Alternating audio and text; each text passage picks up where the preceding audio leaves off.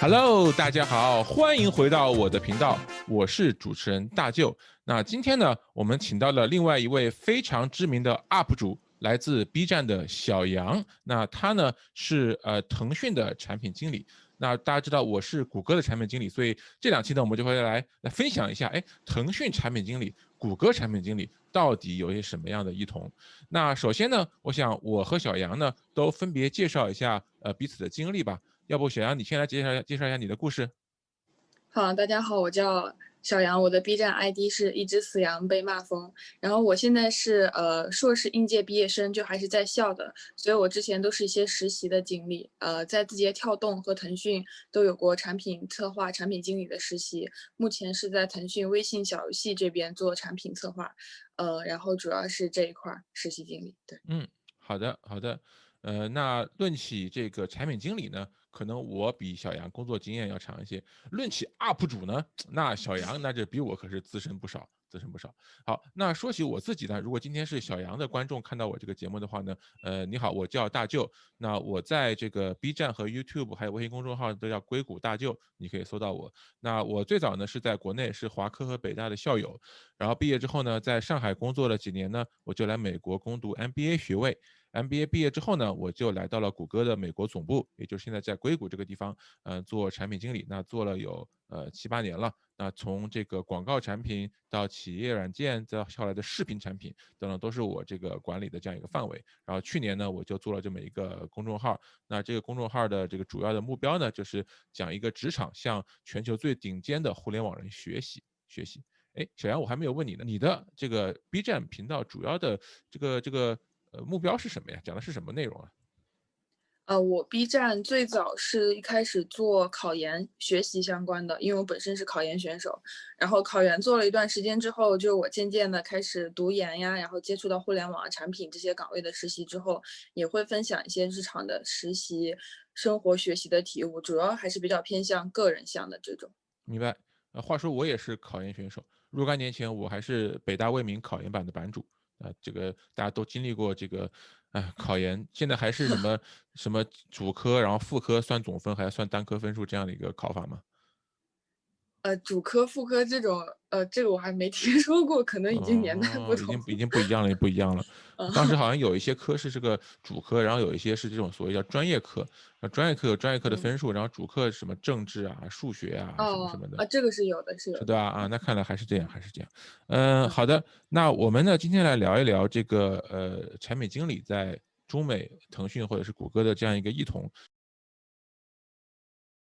那我们想先聊一聊这个产品经理的定义吧。要不小杨你先说说看，比如说在腾讯有没有对一个产品经理有一个定义或者字节？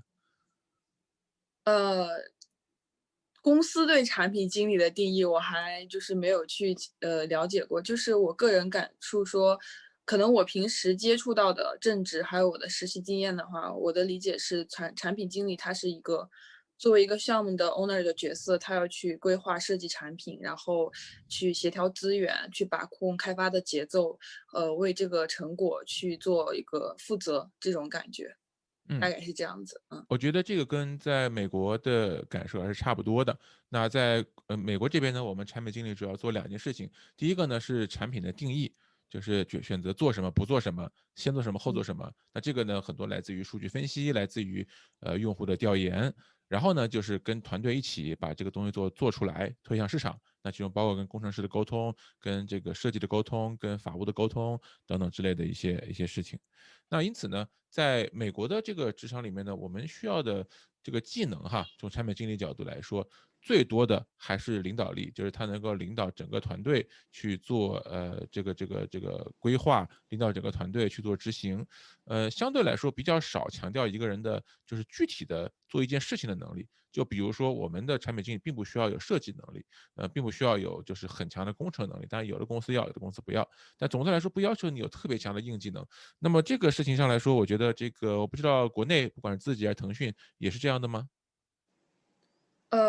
我的个人感觉说，如果是已经有很多年的产品经验的正嗯职的话，可能确实更多的是领导能力，包括拉嗯。通资源的能力。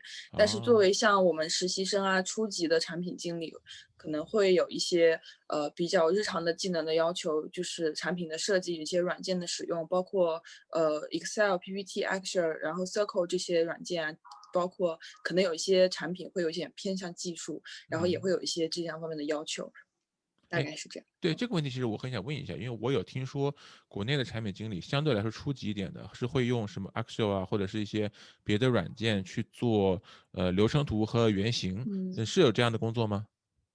是啊，而且还挺多的。就是我们可嗯能写日常的需求文档的时候，也是为了方便开发去更快的然后理解吧。然后包括和设计同学沟通的时候，我们还是会尽量的，就是产品同学可以的话，还是会画流程图和原型图。当然，最终还是会由视觉和交互去完成一个高保真的终稿这样子。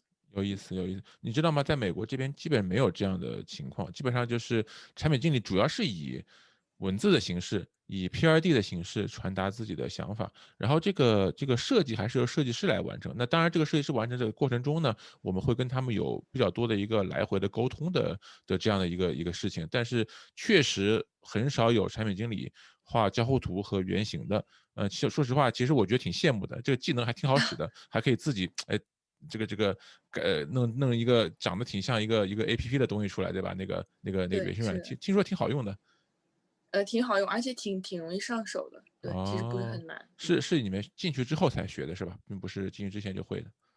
呃，现在目前的话，像国内，比如说嗯，招应届生或者是实习生的时候，会在面试的时候就会问你会不会哦用，然后日哦，常的技能掌握怎么样。所以说，基本上属于如果想要进入一些比较好的嗯。大厂去有这么一个实习的机会，这些技能是必备的。哦，对。那这个我就具体问一下了，就除了常用的那些 Office 之外，什么 Word、Excel 嗯这个不算哈，就具体的，嗯。做这些原型和流程图的软件有哪些呢？原型的话，像 Axure 还有XD，包括还有一些线上版的，就是不用你下载，比如说小 Q，就是这个还蛮多的，挺嗯好用的。然后流程图的话，现在有很多在线文档工具，它会附带流程图的功能，像石墨嗯。文档，它里面也可以去画这些。然后日常的话，可能有一些产品岗位，它业务需要，它会要求你要会自己去 Circle 取数，自己跑数，然后做数据处理这样子。明白了，所以说其实在面试的时候，他不是要求你说你一定要用某一款软件，只要你啊，会做原那不会。型就可以了，会做交互就对可以了。哦，对。那面试的时候会给你出个题吗？让你写个交互啊什么的？呃，有可能会有这样的情况，但是我目前嗯是没有遇到现场画交互嗯。图这样子的。嗯。哦，明白了明白了。哎，那像我们的话，主要是美国这边是写 PRD 为主嘛，然后我们这边有大量的会议，就大量的会，成天开会，然后不是开会就是在准备开会，要不然就在开会之后写文档、写记录。你们那边嗯。产品经理的生活是怎么样的？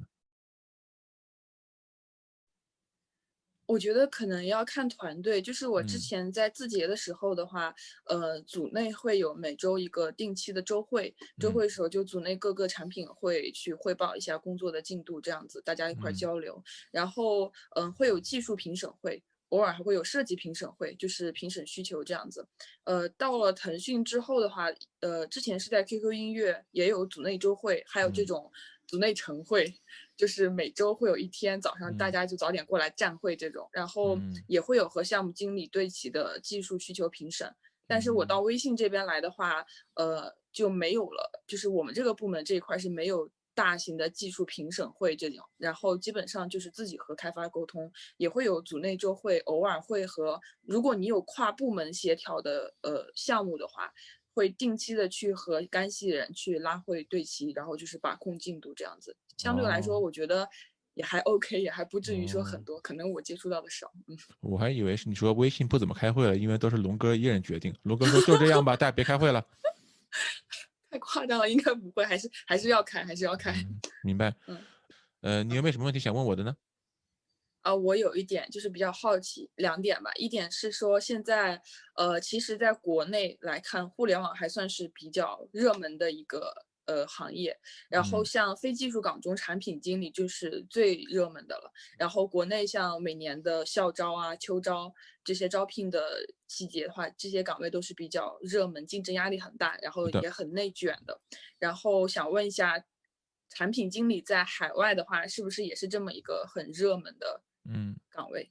对，产品经理在海外，在美国是一个很热门的岗位。不过，产品经理一般在美国的话，给应届生的机会非常少。当然，现在倒是越来越多了，比以前多一些。以前是特别少，现在是越来越多了。比较少有国内那种给应届生直接就能从嗯产品专员或者是成为产品经理这样一个路径。那在美国的话呢，有所谓的这个APM 项目，就比如说 Google 有 APM，那Facebook 有 RPM，然后现在什么 Lyft 呀、什么 Instacart 现在都有了这个 APM 项目，确实比以前多一些。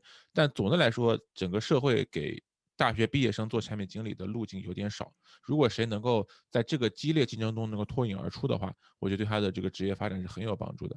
那除此之外呢，大部分产品经理都是在职业生涯的，就是中期左右成为产品经理的。比如说先做工程师开发，然后转产品经理的，或者像我这样读完 MBA 之后再成为产品经理的。总的来说，现在比较热，比较热，特别是在一些那种非技术的这种圈子里面，比如说 MBA 里面现在做产品经理是一个非常热的一个选择，因为这个技术行业、科技、互联网现在特别火嘛。然后呢，可能他也做不了开发，那离开发最近的就是产品。所以话呢，在 MBA 的圈子里面，实际上是非常非常热的一个存在吧。所以总的来说，都挺竞争激烈的。相对来说，我觉得美国是不是可能相对比较，就是比较成熟一点的人机会多一点，大学毕业生的机会就少一点。其实现在我发现国内好像真的是也有在向美国的这种校招的这种项目学习的趋势。腾讯不是有一个叫做产培生嘛？据说就是很对标谷歌的 APM，反正就是一个竞争激烈，然后也是非对。常的非常有机会，就是机会特别好的一个项目。是这样的，还有一点很好奇，国内有一个段子，有个梗，就是说在互联网做产品经理，到了嗯35岁之后就去送外卖、跑滴滴，就是它大概反映的现状就是可能说到了35岁之后，互联网人，有一部分人可能就消失了。对，然哦，后也许是失业了，也许是被优化了，也许是自己就退出了互联网这个行业。然后我想问嗯一下，在国外会不会说互联网更多的嗯是30岁左右，然后到年纪大一嗯些可能就要退出了，会有这样的情况嗯，吗？这个我先问一下你啊，这个是所有的岗位吗？还是只针对产品经理啊？那运营呢？商呃务呢？